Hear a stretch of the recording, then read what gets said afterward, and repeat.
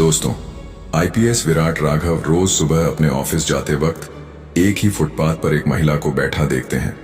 साड़ी में लिपटी चुपचाप बैठी, कभी कुछ मांगती नहीं, सिर्फ देखती है। वह कोई आम भिखारन नहीं लगती। उसकी आंखों में पढ़ाई की चमक है, चाल में गरिमा है, लेकिन हालत बेहद खराब। एक दिन आईपीएस राघव खुद उसके पास आकर बैठते हैं और कहते हैं, मुझसे शादी कर लो। भिखारन सन रह गई। दोस्तों, फिर जो हुआ उसको जानने के लिए वीडियो में अंत तक बने रहना। दोस्तों, सुबह की हल्की धूप जब सरकारी गाड़ी की खिड़की पर पड़ी तो आईपीएस विराट राघव की नजरें सामने फुटपाथ पर बैठी उस औरत पर टिक गई, जिसे वह अब कई हफ्तों से रोज देख रहे थे। ऑफिस जाते हुए उनकी कार रोज उसी मोड़ से गुजरती थी और हर बार वह औरत वहां बैठी मिलती। फटी साड़ी में, बिखरे बालों में, लेकिन आंखों में एक गहराई ली हुए एक शांति, एक अलग ही किस्म का आत्मविश्वास। वह कभी किसी से कुछ मांगती नहीं थी, न हाथ फैलाती, न नजरें मिलाती, बस चुपचाप बैठी रहती थी, जैसे किसी अनदेखे तूफान का सामना कर रही हो। विराट के मन में एक अजीब सी बेचैनी होने लगी थी। कोई तो बात थी इस औरत में जो बाकी भिखारनों से अलग थी। उसकी चाल, उसकी मुद्रा, उसका चेहरा, सब कुछ जैसे कह रहा हो कि वह इस हालात की हकदार नहीं। एक दिन ऑफिस जाते वक्त उन्होंने अपने ड्राइवर को रोकने को कहा। गाड़ी एक झटके से रुकी और विराट दरवाजा खोलकर बाहर निकले। सड़क के किनारे खड़े होकर उन्होंने उसकी ओर देखा। वो औरत पहले की तरह बैठी थी, पर इस बार उसकी निगाहें विराट पर जा टिकी। कुछ पल के लिए दोनों की आंखें मिली। वक्त जैसे थम गया। विराट ने आगे बढ़कर उसके सामने जमीन पर बैठते हुए कहा, मैं आपसे शादी करना चाहता हूं। वो स्तब्ध रह गई। चेहरे पर हल्की घबराहट, फिर अविश्वास और फिर गुस्सा। आप मजाक कर रहे हैं, मुझे अपमानित करने आए हैं। विराट ने गंभीरता से कहा, नहीं, मैं बिल्कुल सच कह रहा हूं। कई दिनों से आपको देख रहा हूं। आप भिखारन नहीं लगती, आप पढ़ी लिखी हैं, आपकी आंखें झूठ नहीं बोलती। मुझे आपकी सच्चाई जाननी है। उसने अपनी नजरें झुका ली, फिर एक थकी हुई आवाज में बोली, मेरा नाम संध्या है और मैं भिखारन इसलिए बनी हूं क्योंकि दुनिया ने मुझे मेरे सारे रिश्तों, पहचान और इज्जत से बेदखल कर दिया है। विराट ने पूछा, क्या आप मुझ पर भरोसा करेंगी? वो चुप रही। आंखों में आंसू आ चुके थे। कई सालों की चुप्पी जैसे टूटने को थी। विराट ने अपने ड्राइवर को इशारा किया और कहा, इस वक्त चलिए, मेरे साथ कोई जबरदस्ती नहीं है, बस चाय पर चलिए। अगर आपको लगे कि मेरी नीयत गलत है तो वहीं छोड़ दीजिएगा मुझे। संध्या कुछ पल तक उसे देखती रही और फिर धीरे से उठ खड़ी हुई। वो एक नई शुरुआत की पहली सीढ़ी थी, एक गहराई से निकलकर ऊपर आने की पहली कोशिश।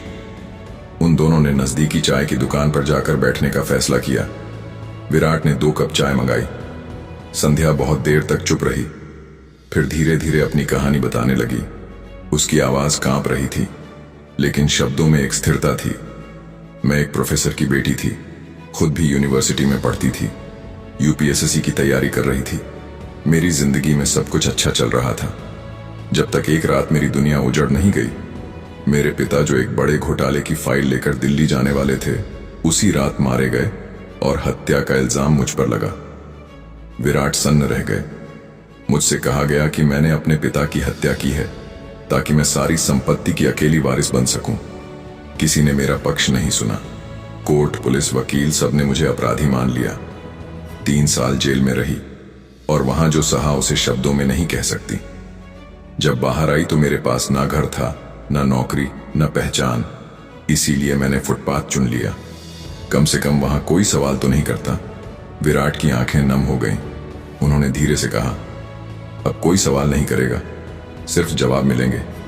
मैं आपकी कहानी फिर से लिखवाऊंगा, संध्या जी, एक नई पहचान के साथ। संध्या ने हैरानी से उसकी ओर देखा। पर क्यों? क्या आपको लगता है मैं निर्दोष हूं? विराट ने मुस्कुराकर कहा, आपकी आंखें कहती हैं आप बेगुनाह हैं। अब वक्त है कि आपकी सच्चाई दुनिया को दिखाई जाए। उसी दिन से विराट ने अपने तरीके से संध्या की केस फाइल निकलवानी शुरू की। वो जानते थे कि रास्ता आसान नहीं होगा, लेकिन उनकी इंसाफ की सोच ने उन्हें रोकना नहीं सीखा था। उन्होंने संध्या से वादा किया कि वह उसकी इज्जत वापस दिलाकर रहेंगे। संध्या की जिंदगी में वह दिन एक भूचाल जैसा था। बरसों की चुप्पी, जिल्लत और बेबसी के बाद किसी ने उसकी आंखों में आंखें डालकर उसे इज्जत से देखा था। किसी ने उसे सिर्फ एक फटे पुराने कपड़ों में बैठी औरत नहीं समझा था, बल्कि एक इंसान समझा था। उस चाय की दुकान पर बैठी संध्या जैसे अपने पुराने शरीर से बाहर आ रही थी। उसके भीतर कुछ दरक चुका था, कुछ नया जन्म ले रहा था, लेकिन विश्वास की कड़ी बहुत कमजोर थी। पिछले सालों में इतने धोखे देखे थे कि किसी की भी भलाई पर यकीन कर पाना आसान नहीं था। फिर भी विराट के शब्दों में कुछ ऐसा था जो सीधा उसके टूटे हुए आत्मसम्मान को छू गया था। विराट ने बिना कोई दया दिखाए, बिना किसी दिखावे के पूरी सच्चाई और गंभीरता के साथ बात की थी, और यही बात संध्या को अजीब तरीके से सुकून दे रही थी। उस रात उसने पहली बार किसी गेस्ट हाउस में एक सुरक्षित कमरे में नींद ली, वह भी एक महिला एनजीओ के माध्यम से। विराट ने उसके रहने और भोजन की व्यवस्था गुपचुप करवा दी थी ताकि उसकी पहचान उजागर ना हो। जब सुबह संध्या की नींद खुली तो खिड़की से आती धूप और कमरे की सफेदी ने उसे भ्रम में डाल दिया कि वह सपना तो नहीं देख रही थी, लेकिन मेज पर रखा चाय का कप और उसके पास बैठी एनजीओ कार्यकर्ता की मुस्कुराहट ने उसे यकीन दिला दिया कि यह एक नई शुरुआत है। उधर विराट ने उस केस की फाइल निकलवाने की पूरी कोशिश शुरू कर दी थी जिसमें संध्या को अपराधिनी ठहराया गया था, लेकिन रिकॉर्ड तक पहुंचना आसान नहीं था। केस पुराना था और उसमें कई बड़े नाम जुड़े हुए थे।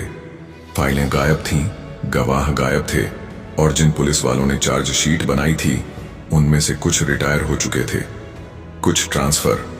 लेकिन विराट एक जिद्दी अधिकारी था। उसकी ईमानदारी को सिस्टम में एक अवरोध माना जाता था, पर वहीं उसकी ताकत भी थी। उसने केस से जुड़े पुराने दस्तावेजों को हाई कोर्ट से पुनः अनुरोध के माध्यम से निकलवाना शुरू किया। संध्या दिन भर एक कोने में बैठी रहती, फिर भी वह अपने भीतर एक हलचल महसूस करती थी।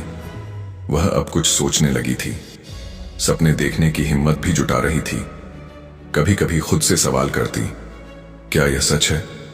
क्या वाकई कोई मुझे मेरी सच्चाई तक वापस ले जाएगा? और अगर ऐसा हुआ तो क्या मैं दोबारा खुद को पा सकूंगी?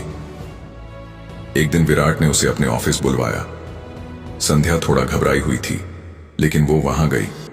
सादी साड़ी, बिना किसी मेकअप के, पर चेहरे पर अब एक उम्मीद की झलक थी। विराट ने उसे बैठाया और एक पुरानी फोटो उसके सामने रखी, उसके पिता की। संध्या की आंखें भर आईं। विराट ने कहा, मैं जानता हूं कि आपके पिता की हत्या में कुछ बहुत बड़ा छिपा है। मैंने पाया है कि जिस घोटाले की फाइल लेकर वह जा रहे थे, वह फाइल आज तक किसी केस का हिस्सा नहीं बनी, उसे गायब कर दिया गया था। संध्या सन्न रह गई। मतलब पापा की मौत सिर्फ एक हादसा नहीं थी। विराट ने सिर हिलाया, और इसीलिए आपको फंसाया गया, क्योंकि अगर आप जेल में नहीं जाती तो आप भी उनकी लड़ाई को आगे बढ़ा सकती थी। संध्या की आंखों में इस बार आंसू नहीं थे, बल्कि आग थी। वो कांपते स्वर में बोली, अगर आप सच में यह सब साबित कर पाए तो मैं आपके साथ चलूंगी। जहां कहेंगे मैं खुद भी लड़ूंगी। विराट मुस्कुराया, यही तो मैं चाहता हूं। इसके बाद उन्होंने मिलकर फैसला लिया कि इस लड़ाई को दो स्तर पर लड़ा जाएगा, एक अदालत में, दूसरा समाज में। लेकिन अभी कुछ भी सार्वजनिक करना खतरनाक था।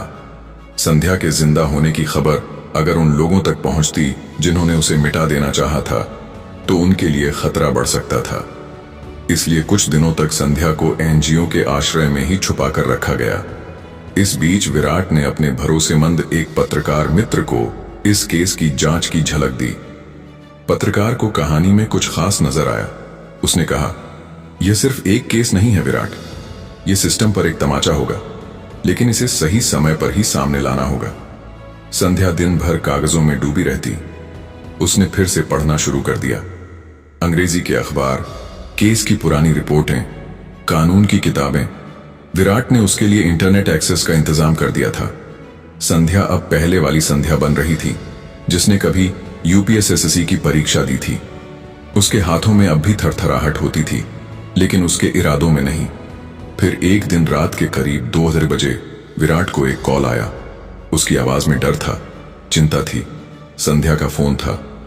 विराट सर, एनजीओ के बाहर 2 अजनबी घूम रहे हैं, उन्होंने मुझे देखा है। विराट ने बिना वक्त गंवाए अपनी टीम के साथ वहां पहुंचने का फैसला किया। रात की खामोशी को चीरती उनकी जीपें एनजीओ के गेट के पास रुकी। संध्या भीतर सुरक्षित थी, लेकिन बाहर कोई नहीं मिला। आसपास लगे कैमरों की फुटेज निकलवाई गई। 2 नकाबपोश लोग देर रात वहां चक्कर लगाते दिखे। फिर एक बाइक पर भागते हुए विराट समझ गए कि दुश्मन अब सतर्क हो गया है। उन्होंने संध्या से कहा, हमें आपको यहां से किसी और सुरक्षित जगह ले जाना होगा। संध्या ने सिर हिलाया, लेकिन इस बार डर उसकी आंखों में नहीं था। वो बोली, अब मैं डरूंगी नहीं सर, अब मैं लड़ूंगी, क्योंकि अब मेरी चुप्पी का खामियाजा सिर्फ मुझे नहीं, इस देश की कई लड़कियों को भुगतना पड़ सकता है। विराट ने उसकी आंखों में देखा। वो भिखारण अब संध्या नहीं रही थी, वो एक क्रांति थी। कहानी अब एक मोड़ पर थी, जहां न्याय की लड़ाई सिर्फ अदालतों में नहीं, बल्कि सड़कों, खबरों और जनता के दिलों में लड़ी जाने वाली थी। और इस लड़ाई में 2 लोग थे, एक आईपीएस अधिकारी जो व्यवस्था को झुकाना जानता था, और एक औरत जो अपनी टूटी हुई पहचान को फिर से गढ़ना चाहती थी। संध्या को एक नई जगह भेज दिया गया था। शहर से थोड़ा दूर एक पुराने मिशन स्कूल के गेस्ट हाउस में। वह जगह शांत थी, चारों ओर हरियाली थी और दूर दूर तक कोई शोर नहीं था। यह वह वातावरण था जिसमें कोई फिर से सोच सकता था, खुद को दोबारा खोज सकता था। लेकिन संध्या का मन किसी सुकून की तलाश में नहीं था। अब उसका मन जवाब मांगता था, लड़ना चाहता था। वो वर्षों से अपने अंदर सहेजे उस अपमान और अन्याय को अब और नहीं सहना चाहती थी। विराट उससे मिलने हर 2-3 दिन में आता, कभी किसी फाइल के साथ, कभी बिना कुछ कहे सिर्फ बैठकर उसकी आंखों में ताकता। दोनों के बीच एक ऐसी चुप्पी बनने लगी थी जिसमें शब्दों की जरूरत नहीं रह गई थी। संध्या ने अब खुद से पूछना बंद कर दिया था कि विराट ऐसा क्यों कर रहा है। क्या उसके पीछे कोई इरादा है? क्या वह सचमुच मदद करना चाहता है? वह अब उसे महसूस करने लगी थी, जैसे कोई टूटे हुए शीशे के टुकड़ों को एक एक कर जोड़ रहा हो, बिना किसी शर्त के। विराट ने धीरे धीरे केस से जुड़े कुछ गवाहों को ट्रैक करना शुरू किया था। एक पुराना चौकीदार जो संध्या के पिता के साथ काम करता था, अब हरिद्वार में साधु बनकर रह रहा था। उसने ही बताया था कि संध्या के पिता जिस दिन दिल्ली रवाना हो रहे थे, उनके पास कई अहम फाइलें थीं, जिनमें एक नाम सबसे ऊपर था, एक पूर्व केंद्रीय मंत्री का। उसी रात उनकी हत्या हुई थी, लेकिन पुलिस ने बिना पूरी जांच किए संध्या को ही दोषी ठहरा दिया था। चौकीदार ने कहा था कि उसने उस रात किसी अजनबी को बंगले में घुसते देखा था, लेकिन पुलिस ने उसकी गवाही लेने से मना कर दिया। उसकी बात सुनकर विराट को यकीन हो गया कि मामला बहुत गहरा है और कोई बहुत ताकतवर इस साजिश के पीछे है। उधर संध्या अब किताबों में डूबी रहती। उसने फिर से संविधान पढ़ना शुरू किया, कानूनों को समझा, खुद से सवाल पूछे और उत्तर ढूंढने की कोशिश की। हर दिन वह अपनी एक डायरी में कुछ लिखती, कभी अपने बारे में, कभी उस अन्याय के बारे में, कभी विराट के बारे में। वह अब उसे सिर्फ एक अधिकारी नहीं मानती थी, वह उसके जीवन का वह अध्याय बन गया था जो कभी लिखा नहीं गया था, बस महसूस किया गया था। संध्या जानती थी कि समाज उसकी वापसी को आसान नहीं मानेगा। एक भिखारण, एक अपराधीन मानी जाने वाली औरत की दोबारा पहचान पाना इस देश में आसान नहीं है। लेकिन अब उसे समाज से डर नहीं लगता था। जेल ने उसे मारा नहीं था, बल्कि उसे आग बना दिया था। एक दिन जब संध्या अपनी डायरी में लिख रही थी, तभी दरवाजे पर दस्तक हुई। विराट था। वो भीतर आया। उसके हाथ में एक पुरानी फाइल थी। उसने बिना कुछ कहे फाइल टेबल पर रखी और संध्या की ओर देखा। उसने धीमे स्वर में कहा, यह फाइल तुम्हारे पिता की आखिरी रिपोर्ट है, जो उन्होंने मरने से पहले बनाई थी। इसे किसी ने छिपा कर रखा था, लेकिन मेरे एक पुराने अफसर दोस्त ने इसे मुझे भेजा है। संध्या ने फाइल उठाई और पलटना शुरू किया। हर पेज पर कुछ नाम थे, नेता, अधिकारी, व्यापारी और करोड़ों के घोटाले की जानकारी। उसके पिता ने पूरी रिपोर्ट तैयार की थी, लेकिन उसे कभी सार्वजनिक नहीं कर सके। संध्या की आंखें डबडबा गईं। वो फाइल नहीं देख रही थी, वो अपने पिता की सच्चाई देख रही थी, उनका साहस, उनकी ईमानदारी। वह समझ गई थी कि उसके पिता को मारा गया क्योंकि वह सच्चाई को सामने लाना चाहते थे, और उसे जेल भेजा गया क्योंकि वह उनकी बेटी थी। विराट ने कहा, अब वक्त आ गया है कि यह रिपोर्ट फिर से सामने लाई जाए, लेकिन यह आसान नहीं होगा। तुम्हें सामने आना होगा, मीडिया के सामने, अदालत के सामने, जनता के सामने। संध्या ने एक गहरी सांस ली। उसके चेहरे पर डर और विश्वास का अजीब सा मेल था। मैं तैयार हूं, लेकिन मैं अकेली नहीं जाऊंगी। आप मेरे साथ रहेंगे ना? विराट ने बिना झिझक के कहा। जब तक तुम्हें इंसाफ नहीं मिल जाता, मैं तुम्हारे साथ हूं। अगले दिन उन्होंने एक प्रेस कॉन्फ्रेंस रखी। संध्या ने पहली बार जनता के सामने अपनी बात रखी थी। तो दोस्तों, ये कहानी आपको कैसी लगी? अपनी राय नीचे कमेंट करके जरूर बताइएगा। धन्यवाद।